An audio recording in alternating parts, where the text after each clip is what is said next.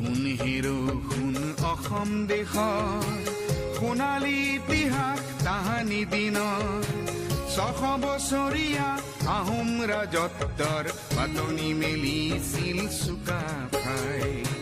শুন হেৰো শুন অসম দেশৰ সোণালী ইতিহাস তাহানি দিনৰ 600 বছৰীয়া আহোম ৰাজত্বৰ পাতনি মেলিছিল চুকাফাই। চাওলুং চুকাফা